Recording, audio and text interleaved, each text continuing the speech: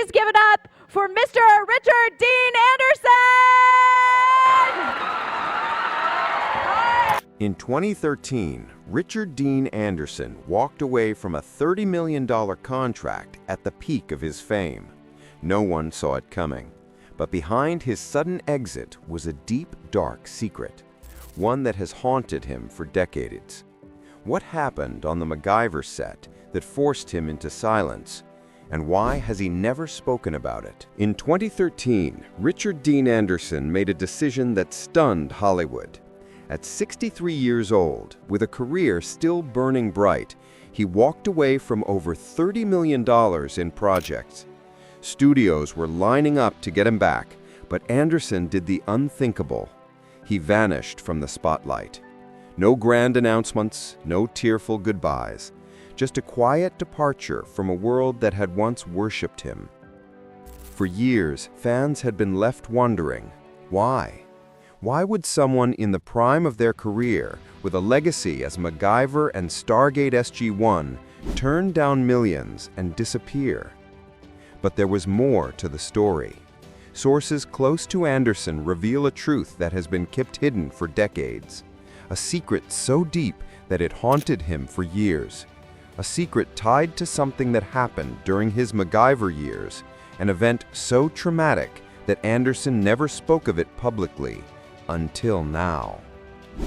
What exactly happened behind the scenes that forced a man who once thrived in the chaos of Hollywood to step away and embrace silence?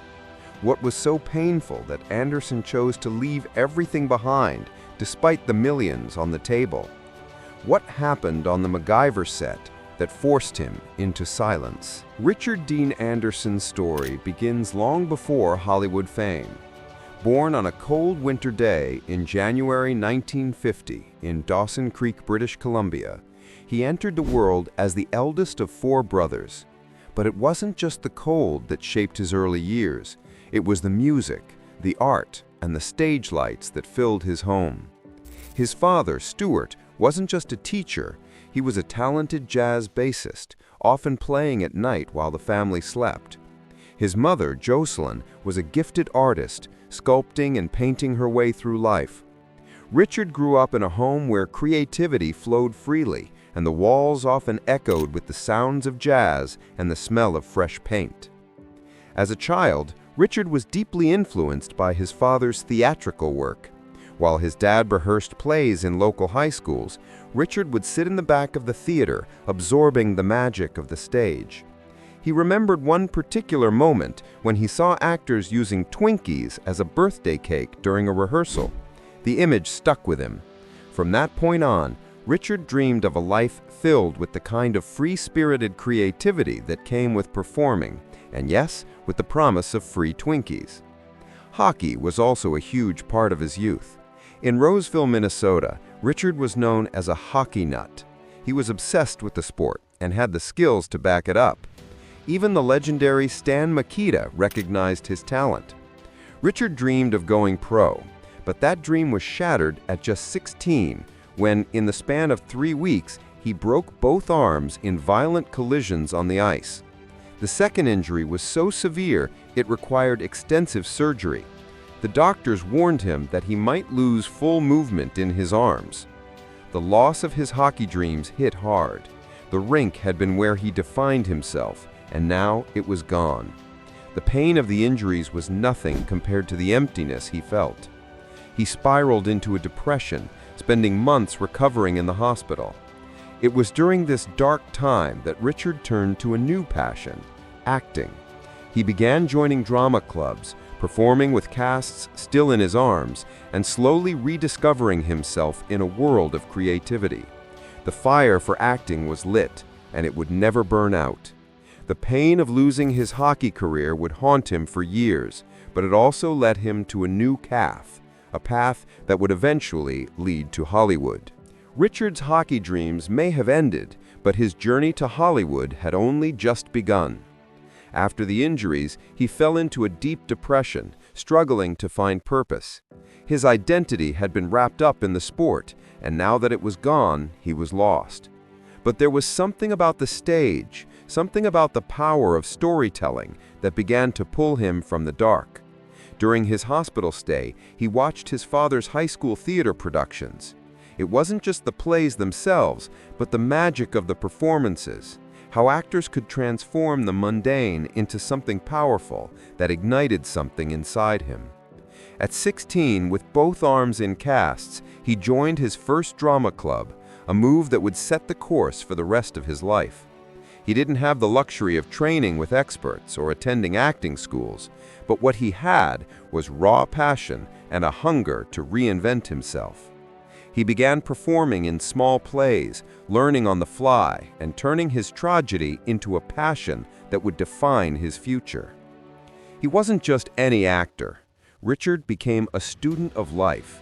He would spend hours in his high school's theater, watching the actors rehearse, learning their craft without even realizing it. He even became known for his unique brand of dedication, once performing in a school play with both arms still in casts. The same kid who once dreamed of being a professional hockey player was now a performer, seeking an entirely new form of success. His determination paid off. By the time he reached adulthood, Richard had thrown himself into more than just acting. He took risks that most people would shy away from. At 17, he rode a bike across the country, 5,600 miles from Minnesota to Alaska, alone. No follow car, just him, his bike, and the harsh conditions. This wild ride was just one of many adventures that would shape his personality. He wasn't afraid of failure. In fact, he thrived on it. When he failed, he just tried harder. Despite his rising talent, Richard was still struggling to find his place in the world. At 18, he left Ohio University for Los Angeles with nothing but suitcases of dreams. No guarantees, no backup plan, just a willingness to sacrifice everything for the chance at a new life. It was a bold move, a reflection of his relentless determination. But survival in Hollywood would take more than just passion. Richard had moved to Hollywood with nothing but dreams and determination, but the road ahead would be far more brutal than he could have imagined. Richard Dean Anderson's early days in Hollywood were a far cry from the glamour he would later enjoy. With no major connections, no guarantees, and no money, he struggled to make ends meet. He worked a series of odd jobs just to survive, including one that would serve as the perfect preparation for his future, a job at a marine show working with whales. It wasn't glamorous, but it taught him how to perform under pressure and stay calm in front of large audiences, a skill he would later need on set. In 1976, Anderson's big break came when he landed a role in General Hospital. He was cast as Dr. Jeff Weber, and it was here that his career truly began to take shape. Anderson spent 5 years on the show, appearing in over 600 episodes. As the soap opera gained in popularity, Anderson's profile did as well. By 1979, General Hospital was the #1 daytime drama in the US, and Anderson had become an integral part of that success. Yet, while the show brought him attention, it also came with its own struggles. The demanding schedule left him little time for anything else, and his role as a soap opera actor often felt limiting. Despite his success on General Hospital, Anderson knew he needed to break out of the soap world to prove his range. He wasn't content to be typecast, and that desire to challenge himself led him to take on new roles, some of which would pave the way for his future. After leaving General Hospital in 1981, Anderson made appearances on shows like The Facts of Life and The Love Boat, showing his versatility by stepping into various roles. He even joined the cast of Today's FBI, playing Andy McFay, but these were short-lived.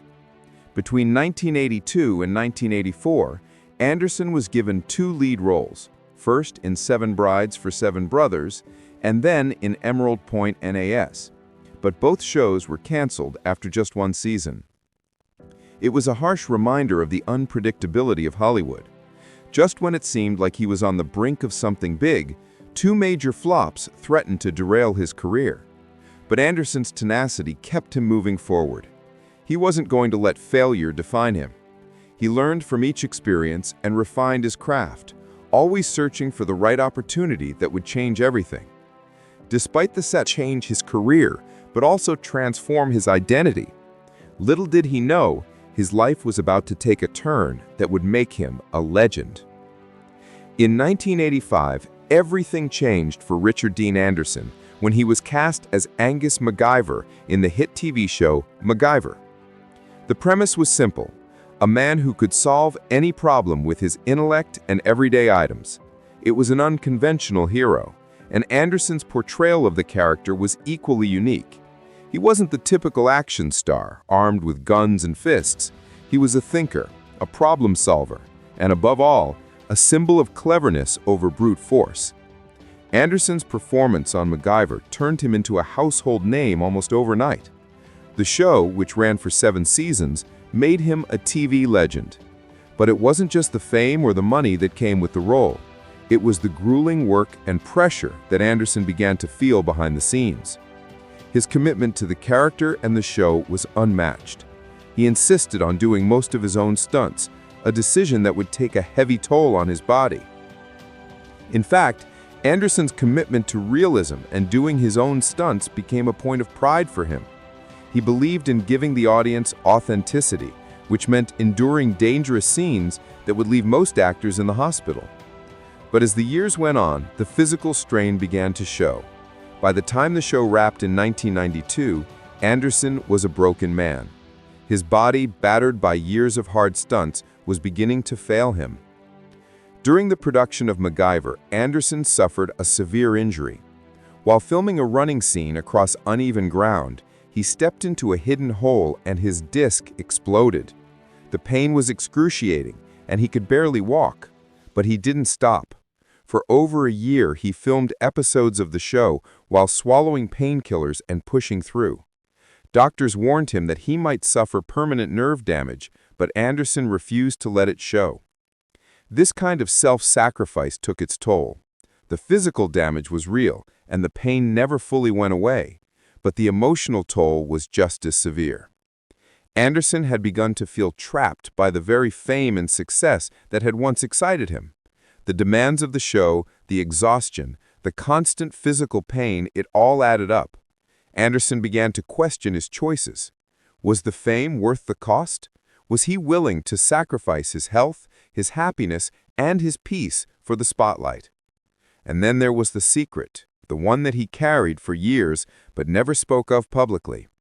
Something from his time on MacGyver had changed him, something so dark and traumatic that it haunted him for decades.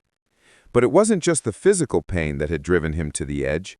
It was this hidden experience, one that he would never fully reveal, that had pushed him to step away from Hollywood.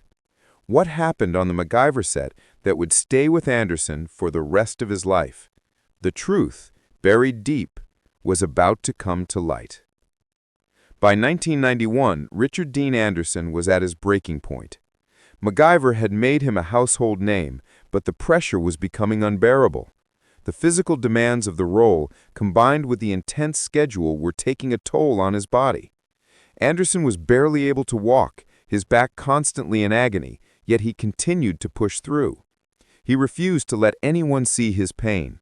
He didn't want to be weak, and more than that, he didn't want to disappoint his fans. But as the years went on, Anderson's health grew worse. In 1991, during filming, the pain became too much to bear. He collapsed on set from exhaustion. He fainted from a mix of dehydration, stress, and physical exhaustion. His body had reached its limit. Doctors said his body was operating at just 20% capacity. His system had completely shut down. Despite this, the studio refused to let him go.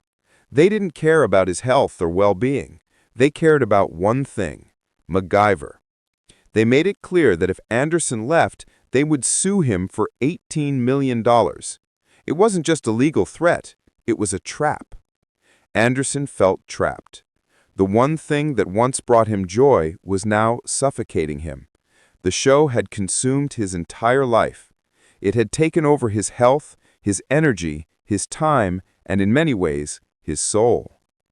In interviews, Anderson later admitted that the constant pressure from the show had begun to feel like a prison. He wasn't just acting anymore. He was a machine, cranking out episodes with no end in sight. He was physically drained, emotionally exhausted, and mentally overwhelmed. But the studio had the leverage. They controlled his contract, and with it, his life. It wasn't just the physical pain that hurt him, it was the feeling of being stuck. Hollywood had given him everything, but at a steep cost. Anderson had sacrificed his personal life, his health, and his sense of identity for a role. And now, he was paying the price. But as much as he wanted to walk away, he couldn't. The legal and financial consequences were too great. And so, he endured. He swallowed painkillers to get through the long days of filming. He ignored the warning signs from his body. He put on a smile for the camera, but inside, he was falling apart. Trapped by his contract, Anderson continued to film in excruciating pain. But this was only the beginning. What would it take for him to finally escape Hollywood's grasp? In 1997, after years of grueling work on MacGyver, Richard Dean Anderson made a move that shocked the industry. When he signed on to star in Stargate SG-1, he didn't just sign a contract, he rewrote the rules of Hollywood. Anderson, having learned the hard way about the physical toll of endless filming, demanded something no actor had ever asked for before: a 3-day workweek. This was unheard of in the world of TV drama, especially for a lead actor. But Anderson had just come off the exhausting experience of MacGyver and wasn't about to sacrifice his health or his life for fame again. He wanted a balance, a life outside the studio. He wanted to be there for his newborn daughter, Wiley, and the prospect of being a part-time father was far more appealing than being a full-time actor trapped in a cycle of never-ending filming. Anderson's bold request stunned MGM. They were hesitant at first. How could they build a show around an actor who only worked part-time? But Stargate SG-1 was Anderson's chance for reinvention, and MGM knew they couldn't pass it up. He was still a major draw. His name alone could pull in millions of viewers. And so, after some negotiation, the studio caved. Anderson got his 3-day workweek. For the next 10 years, Anderson only worked Fridays to Sundays. The rest of the week, it was his time. Time to spend with his daughter, time to heal, and time to finally live life on his own terms. This decision changed everything. He became a pioneer, a symbol of defying the Hollywood system. The show's producers scrambled to adapt, but they knew they had no choice. Anderson was the face of the show, and his way was the only way. His decision worked wonders. It was a win-win for Anderson, and Stargate SG-1 became a massive success, running for 10 seasons. Anderson earned $100,000 per episode. But the real kicker came when his salary doubled to $200,000 per episode by season 5. He was making millions while working only 3 days a week. The success of the show was undeniable. It became one of the most-watched sci-fi programs in history, drawing in 2.5 million viewers weekly. Anderson had proven that it was possible to be successful in Hollywood without sacrificing everything. But it wasn't just the financial reward that mattered to Anderson. It was the control, the freedom to choose his own pace, to be with his family, and to avoid the crushing burnout he'd faced on MacGyver. He had finally found the balance he had been craving. While Stargate turned into a massive hit, Anderson's personal life was shifting in ways no one could have predicted. But with fame came new challenges, and soon he would face another major turning point. As Stargate SG-1 grew in popularity, Richard Dean Anderson's life outside of the spotlight began to evolve in ways that Hollywood couldn't control.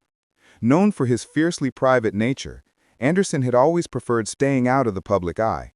But now, as the lead in a beloved TV series, the pressure to maintain his privacy grew even greater. During the MacGyver years, Anderson had been open about his struggles with fame, but it wasn't until the late 1990s that he began to retreat even further from the public eye. After his role in Stargate SG-1, he made a conscious decision to step away from the Hollywood party scene altogether. He no longer attended the glitzy red carpet events or dealt with the constant paparazzi attention. Instead, he moved to Vancouver, far from the prying eyes of the industry.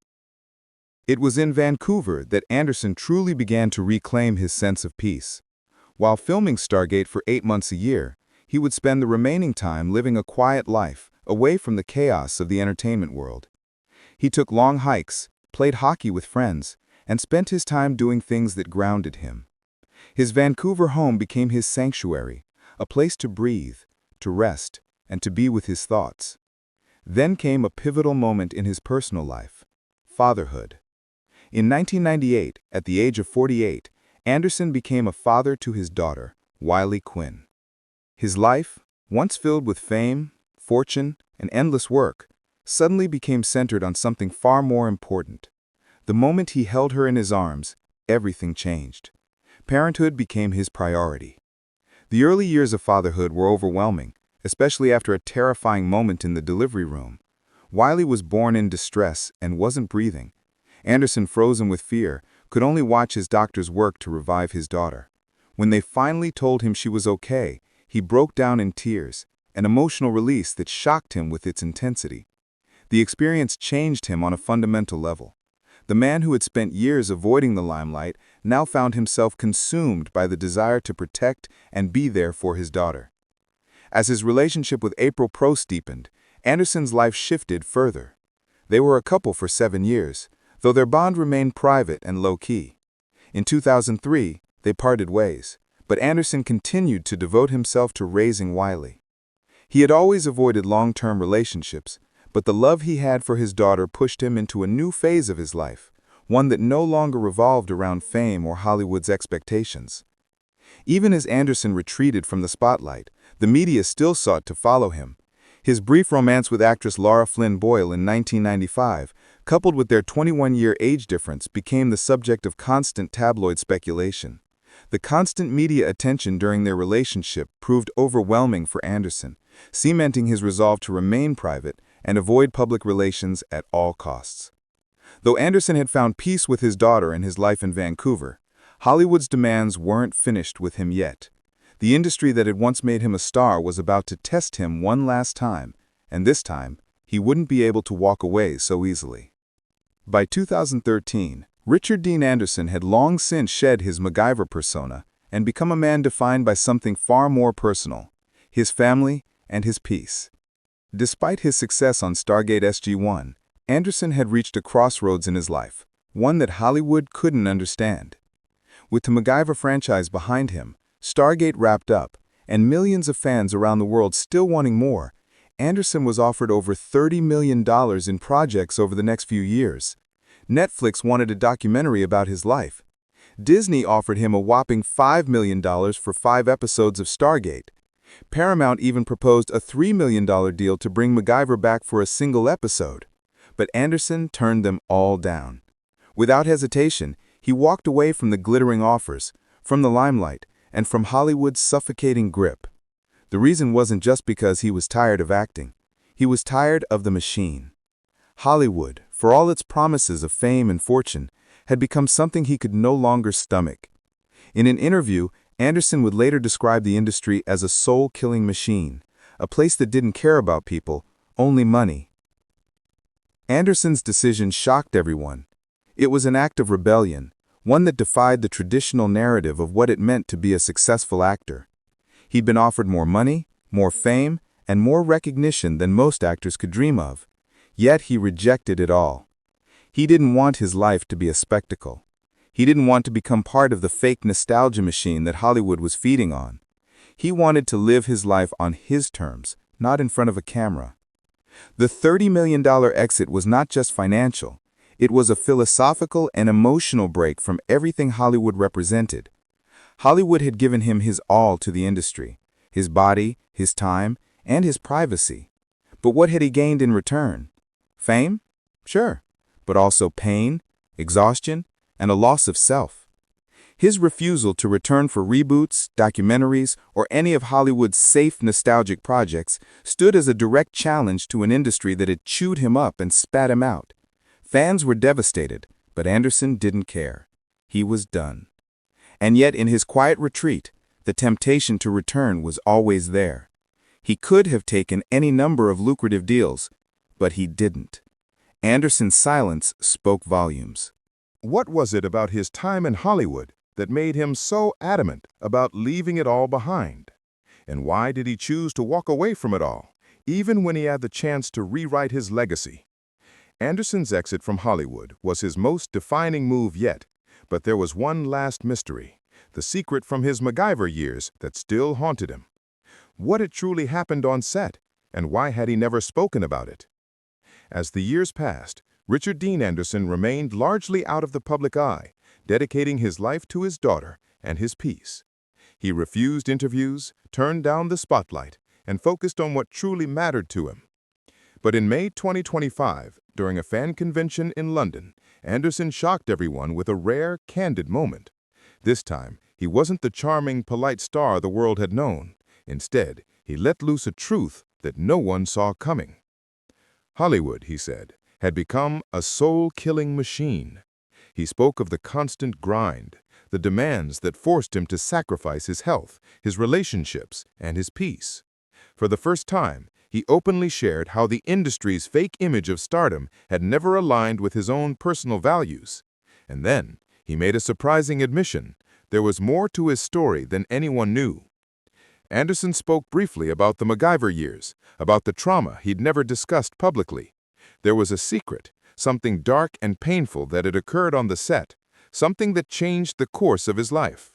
But as quickly as he mentioned it, he clammed up, unwilling to elaborate further. This cryptic remark only deepened the mystery.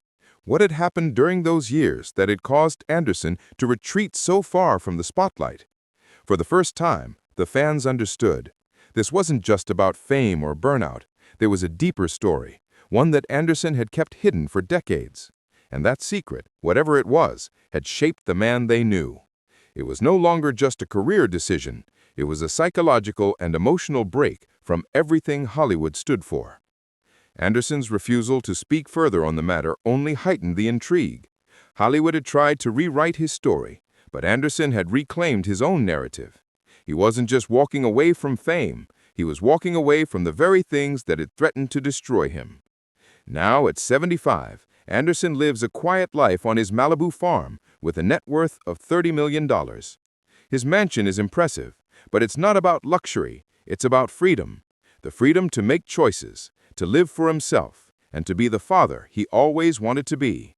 He's become a quiet advocate for environmental causes, serving on the advisory board of the Sea Shepherd Conservation Society and fighting against illegal whaling. He still attends a handful of fan events each year, but his life is no longer defined by the Hollywood machine. As Richard Dean Anderson's story comes to a close, the secret from his MacGyver days still lingers in the air, unsaid and unexplored. What could possibly have happened behind the scenes to silence the man who once captivated the world? Some mysteries are never meant to be solved.